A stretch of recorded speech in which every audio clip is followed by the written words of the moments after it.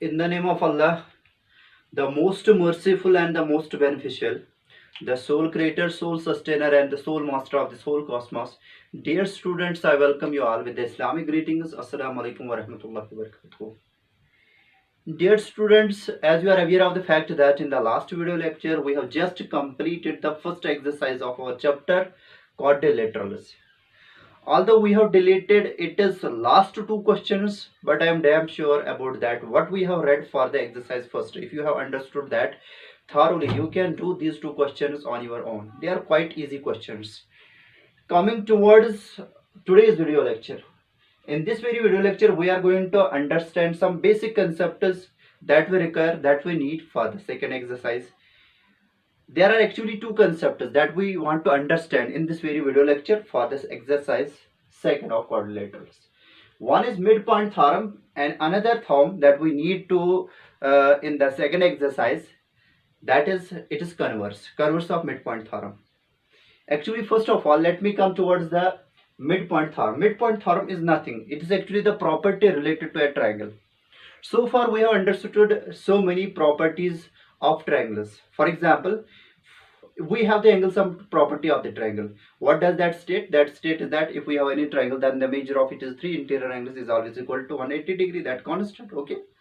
Similarly, we have one more property related to the triangle. That is, if only side of the triangle is produced, then the exterior angle so formed is always equal to sum of it is two opposite interior angles. Similarly, we have so many properties related to quadrilaterals and related to parallelograms. Okay, because we have the other angle sum property of the quadrilateral, and in parallelograms we have so many properties. Opposite sides of the parallelogram are equal, diagonals bisect each other, opposite angles of the parallelogram are equal. Okay, there are so many properties. Similarly, in this very video lecture, we want to study this very property of triangle, that's midpoint theorem. What does midpoint theorem or this property states? Its state is that the line segment joining or connecting the midpoints of two sides of a triangle is parallel to the third side and is half of it. बेटा कुछ नहीं करना है. अगर आपके पास में कोई भी ट्रायंगल दिया गया होगा, ठीक है, क्या दिया गया होगा? ट्रायंगल दिया गया होगा. अगर उस ट्रायंगल के दो साइड्स के मिड पॉइंट्स आपको दिए गए हैं, उन दोनों मिड पॉइंट्स को जोड़ने हैं आपको by means of line segment. वही लाइन सेगमेंट हमें यहाँ पे इस फॉर्म में दिखानी है, वो पैरेलल उस ट्रायंगल के तीसरे साइड को होगी और इसी लाइन सेगमेंट की लेंथ उसी ट्रायंगल के तीसरे साइड से हाफ के बराबर होगी, तीसरे साइड के हाफ के बराबर होगी. ये चीज हमें प्रूव करनी है. चलिए, हमने यहाँ पे एक ट्रायंगल बनाया है. Suppose this is our given triangle ABC and we have the midpoints E and F of it is two sides, that's AB and AC. We have to prove that EF, line segment connecting the midpoints of these two sides, that's AB and AC, that is EF. We need to prove here that EF is parallel to BC and EF is equal to half of BC. बेटा जब मैंने बताया ना E और F mid point है, दो sides इस triangle के दो साइड्स के, that's A B and B C. इसका मतलब इस ट्रायंगल के दो साइड्स का जिक्र हो गया, दैट्स ए बी का भी जिक्र हो गया और ए सी का भी जिक्र हो गया. इसका मतलब इस ट्रायंगल में खाली तीन साइड्स है.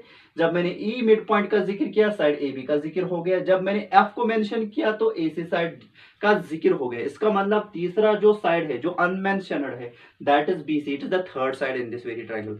वही हमें बताना है, line segment connecting the mid points of two sides of the triangle, that is EF is parallel to third side. Third side means जिसका जिक्र नहीं हुआ था, that is BC. We have to show that EF is parallel to BC and also we require to show that here that EF is equal to half of BC. अच्छा, इस theorem का एहसास दिलाने के लिए you can have the activity also.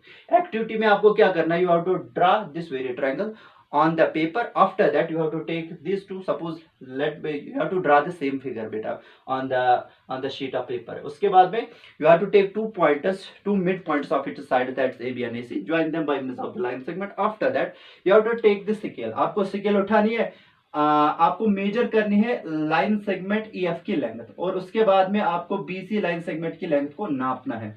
When you measure the length of EF, when you measure the length of BC, बेटा आपको देखने को मिलेगा, क्या चीज देखने को मिलेगी? इन दोनों की लेंथ बेटा EF की लेंथ है हाफ ऑफ BC, ये चीज आपको देखने को मिलेगी डेफिनेटली। कोई भी ट्रायंगल बनाइए, उनके दो साइड्स के क्या बनाओगे आप, मिड पॉइंट्स, उनको ज्वाइन करोगे by means of line segment, उस लाइन सेगमेंट का नाप लगाना है, और जो तीसरा साइड होगा बेटा वो सपोज BC है, उसका भी नाप लगाना है। नाप लगाने के बाद आपको पता चलेगा EF की लेंथ है हाफ ऑफ BC। ओके, उसके बाद में आपको क्या करना है, एंगल AEF मेजर करना है, एंगल AEF मेजर करना है, और करना है angle ABC measure, angle AEF और angle ABC with the help of protractor आपको मेजर करना है। उसके बाद जब आप ये मेजर करोगे आपको दिखेगा ये दोनों एंगल्स इक्वल होंगे। यहाँ एंगल AFE और ACB भी आपको मेजर कर सकती है, ठीक है बेटा, एंगल AFE भी आप मेजर कर सकते हो, और एंगल ACB, एंगल AC और B भी मेजर कर सकते हो। उसके बाद जब आप इनका नाप लगाओगे आपको दिखेगा ये दोनों पेयर्स ऑफ एंगल्स क्या हो गए, इक्वल हो गए, ये पेयर ऑफ एंगल्स भी इक्वल, ये पेयर ऑफ एंगल्स भी equal. Let me take the first pair, ये चीज आपको देखने को जरूर मिलेगी, ठीक है। जब आपको एंगल AEF और एंगल ABC का मेजर इक्वल मिलेगा, जरा बताइए क्या हमारे पास में EF और BC दो लाइन सेगमेंट्स है, डेफिनेटली है। क्या इनका AB ट्रांसवर्सल एक्ट करता है, बिल्कुल है। जरा बताइए एंगल AEF और एंगल ABC एक दूसरे के साथ कैसे जुड़े हुए हैं। Sir this is a pair of corresponding angles and we know that there is a thumb whenever a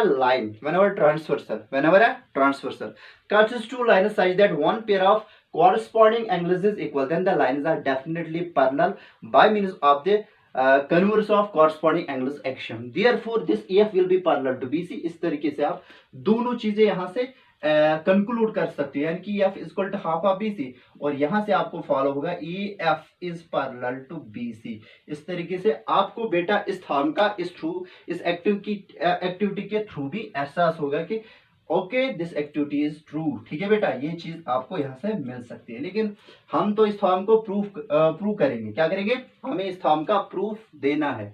अच्छा, किसी भी थॉर्म का प्रूफ देने के लिए हमें उसके वेरियस पार्ट्स को लेना पड़ता है। चलिए इसका पहला पार्ट लेते हैं। पहला पार्ट क्या है सर, ये कहने की बात थोड़ी ना है, तो गिवन होगा। गिवन में क्या आ गया है, हमारे पास में एक ट्रायंगल दिया गया है ABC और मिड पॉइंट्स E और F, उसके दो साइड्स AB और AC के, ठीक है। गिवन है triangle a triangle ABC and the midpoints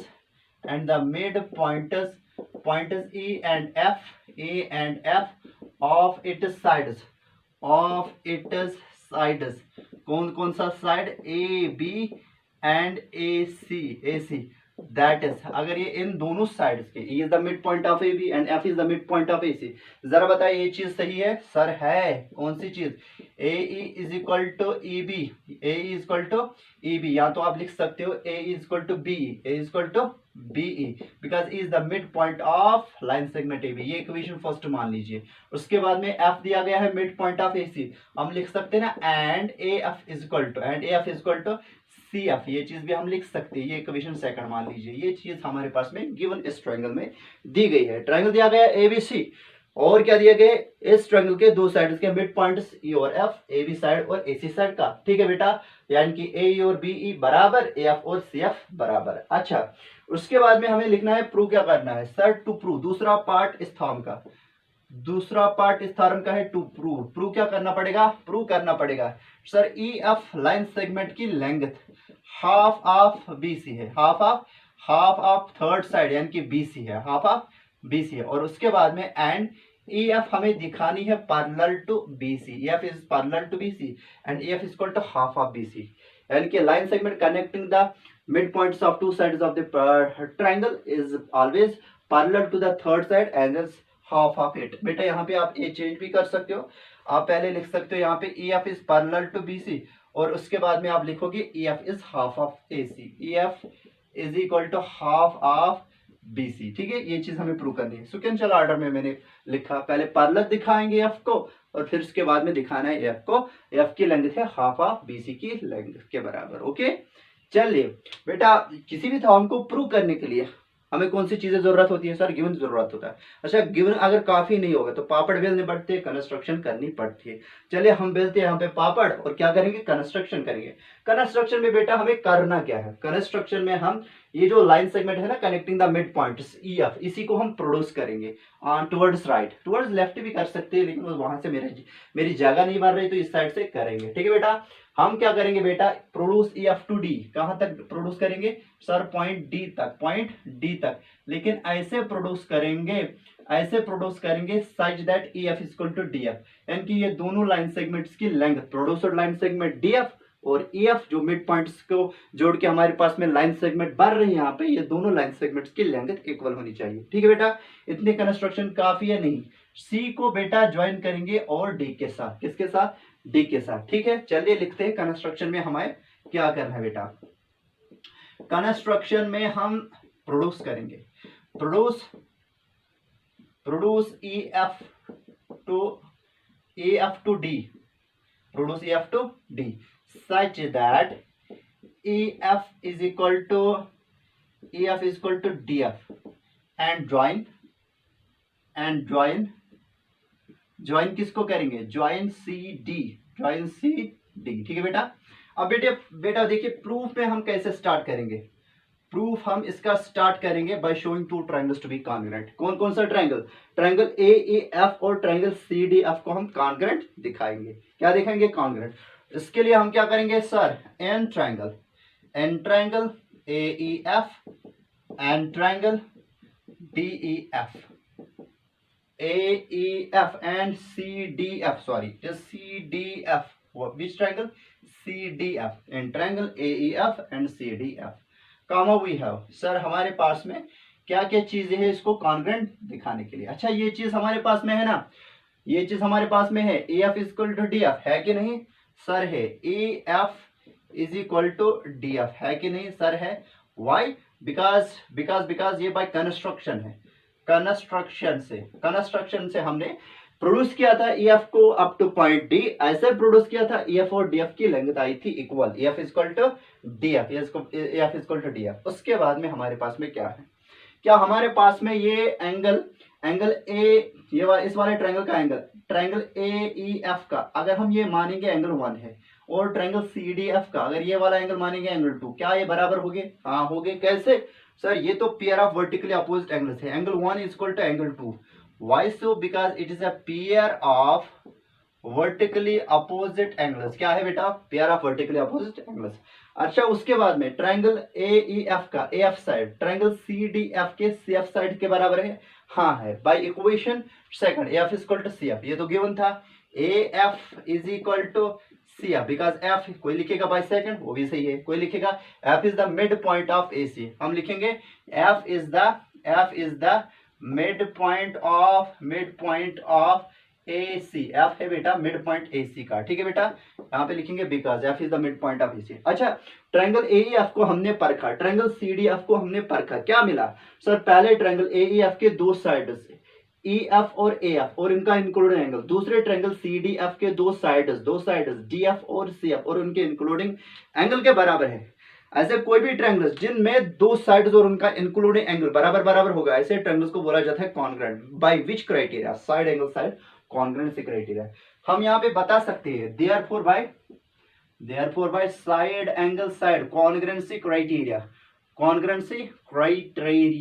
triangle कौन सा, triangle triangle AEF is congruent to triangle CDF। अच्छा अगर ये दोनों ट्रायंगल्स कॉन्ग्रुएंट है बेटा, CPCT हमारा फॉलो होता है ना कॉन्ग्रुएंट ट्रायंगल्स में, हाँ होता है, तो यहाँ पे लिखेंगे सो बाय CPCT, CPCT से हमारा मतलब क्या है सर, कान तो पक गए सुनते, अब हमें पता है, बताने की कोई जरूरत नहीं है। CPCT से फिर भी बताऊंगा, मैं बहुत पका हूं इसलिए बताऊंगा। CPCT से हमारा मतलब जो कॉन्ग्रुएंट ट्रायंगल्स होते हैं उनके जो इक्वल एंगल्स हो गए, उनके जो अपोजिट साइड्स हो गए वो इक्वल हो गए, दोनों ट्रायंगल्स AEF और CDF कॉन्ग्रुएंट है, बिल्कुल। जरा बताइए एंगल 1 और एंगल 2 का मेजर इन दोनों कॉन्ग्रुएंट ट्रायंगल्स में इक्वल है, बिल्कुल। जरा बताइए एंगल 1 का अपोजिट साइड कौन है, AE, और एंगल 2 का अपोजिट साइड कौन है, CD। हम लिख सकते हैं A equal to CD, AE is equal to CD, which so by CPCT AE is equal to CD। ठीक है बेटा, अब देखिए बेटा गिवन अगर आप देखोगे ना बेटा, A is equal to B, because B because E was the mid point of A B, क्योंकि ई मिड पॉइंट है ए बी का। इसका मतलब अगर ए ई बी के बराबर, लेकिन ए ई हमें मिला सी डी के बराबर, तो हम यहाँ पे लिख सकते हैं implies that A is equal to B. तो हम क्या लिखेंगे, B E is equal to C D, B is equal to C D, हम ये चीज लिखेंगे B E is equal to C D, B is equal to C D. यहाँ पे बेटा लिखेंगे यूजिंग फर्स्ट, हमने फर्स्ट इक्वेशन का इस्तेमाल यहाँ पे किया। ठीक, अब फिर से सीपीसीटी से हमारा मतलब क्या, कॉन्ग्रुएंट ट्रायंगल्स में जो इक्वल एंगल्स होते हैं वो तो उनके अपोजिट साइड्स इक्वल होते हैं, लेकिन कॉन्ग्रुएंट ट्रायंगल्स में जो इक्वल साइड्स होते हैं उनके जो अपोजिट एंगल्स होंगे वो भी तो इक्वल होंगे। अब जरा बताइए, क्या ये वाला side A F C F के बराबर है? हाँ है, ए एफ बराबर है सी एफ के बराबर। जरा बताओ ए एफ का जो अपोजिट एंगल है, अगर हम मान लेंगे वो ये अल्फा है, क्या है, अल्फा है। एंगल ए ई एफ था, उसको मैंने अल्फा से डिनोट किया। बेटा इन दोनों ट्रायंगल्स, कॉन्ग्रुएंट ट्रायंगल्स में ए ई एफ और सी डी एफ में अगर हम देखेंगे ए एफ साइड और सी एफ साइड इक्वल था। A F was equal to C F because F was the mid point of A C. अब जरा बताइए ए बी का जो अपोजिट एंगल है वो तो एंगल ए ई एफ है, उसको हमने डिनोट किया बेटा अल्फा से। किससे डिनोट किया सर? अल्फा से। अच्छा, सी एफ का जो अपोजिट एंगल है वो तो ये वाला एंगल है, एंगल सी डी एफ। अब जरा बताइए ये कौन सा एंगल है? सपोज इसको हम डिनोट करेंगे बीटा से, हम बताएंगे ना, सो भाई CPCT alpha is equal to beta, alpha is equal to beta. हम क्या लिखेंगे? आल्सो, ये सीपीसीटी से ये फॉलो होगा बेटा, also alpha is equal to beta, alpha is equal to beta.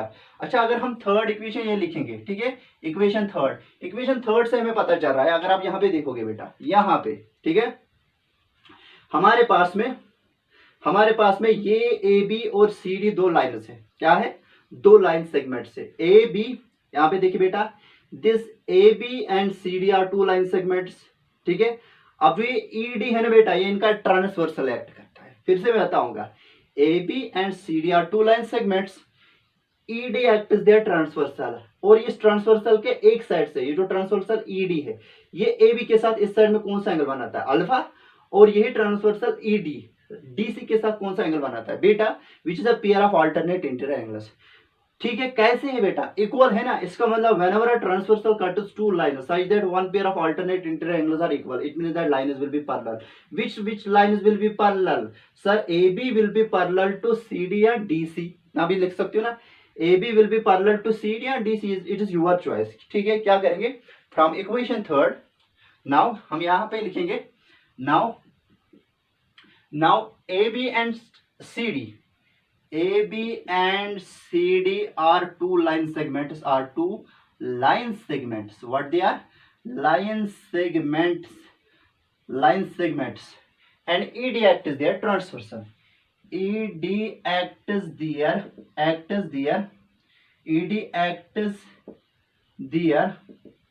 transversal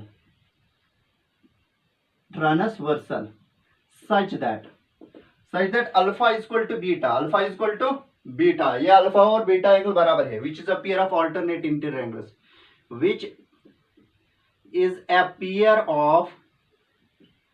of alternate interior angles.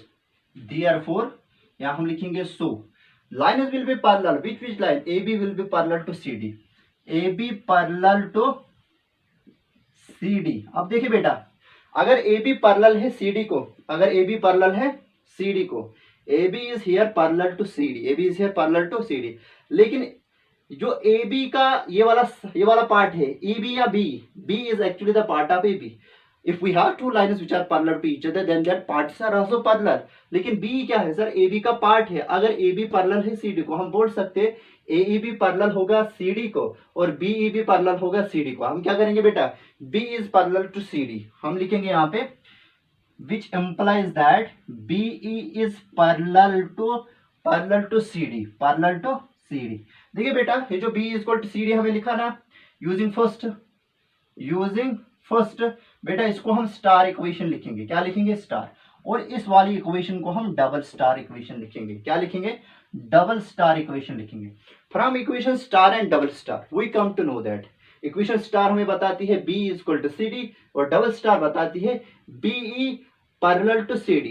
अच्छा, from star and double star we come to know that quadrilateral EBCD has one pair of its opposite sides equal equal as well as parallel, therefore it will be a parallelogram, यानी कि quadrilateral ABCD will be a parallelogram। ठीक है, हम यहाँ पे लिखेंगे बेटा, चलिए यहाँ पे मैं लिखता हूँ, और पहुंचा तो वरना मैं वहां पे ऊपर रब करूंगा ये गिवन। ठीक है, क्या करेंगे यहाँ पे हम लिखेंगे ऐसा, from star and double star, अपनी वो line from star equation and double star equation, we come to know that quadrilateral quadrilateral EBCD या EBCD has one pair of its opposite sides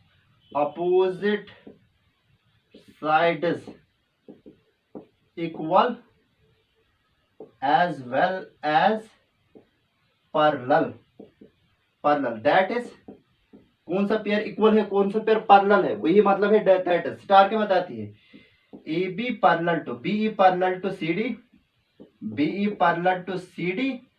and double star बताती है BE parallel to CD, B equal to CD and B parallel to CD।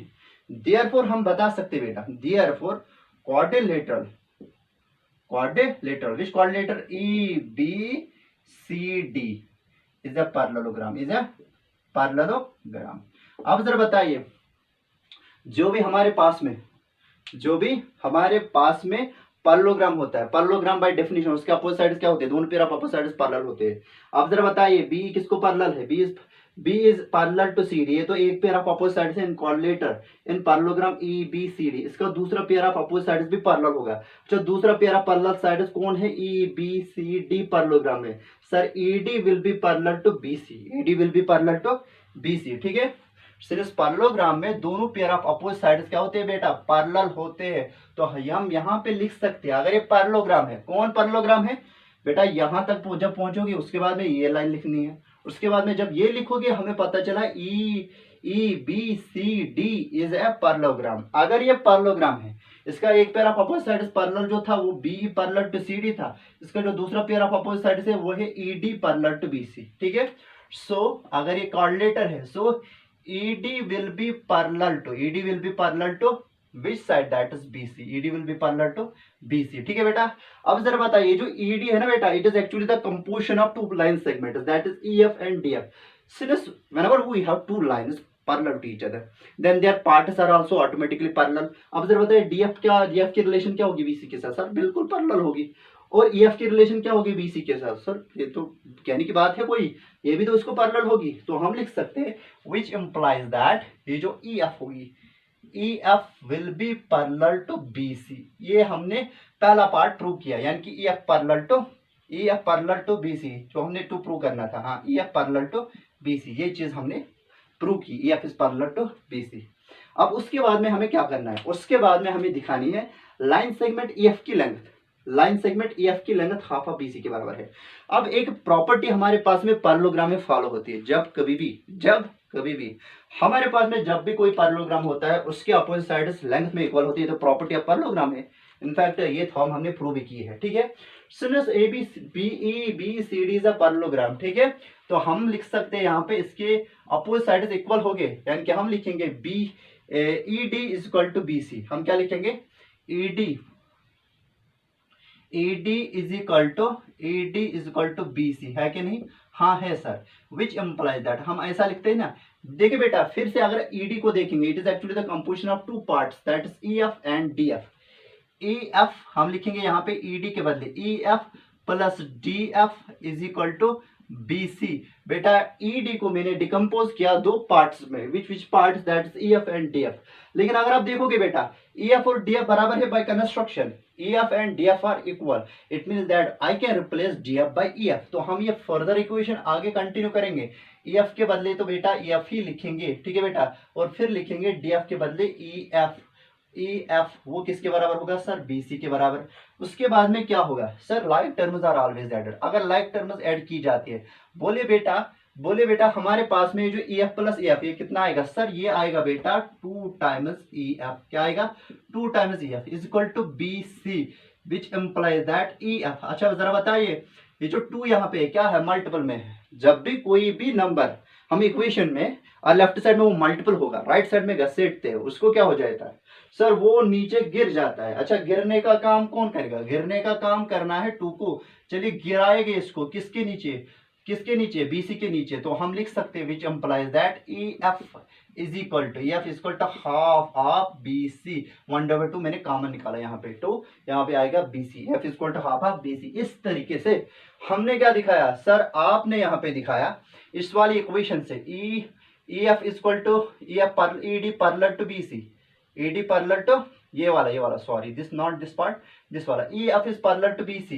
यानी कि line segment connecting the mid points of two sides of the triangle is parallel to the third side B C. और इससे हमने दिखाया कि line segment connecting the mid points of two sides of the triangle that is E F that is equal to half of B C, यानी कि half the length of the third side. इस तरीके से हमने इस theorem को prove किया।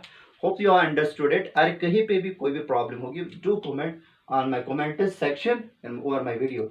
और बेटा कमेंट किया कीजिए, क्योंकि बहुत दफ़ा मैंने आपको बताया है, फिर उसे पता चलता है कि हमें समझ में, इतना ही खाली लिखा कीजिए कि हमें समझ में आया है या नहीं आया है। ठीक है, थैंक यू।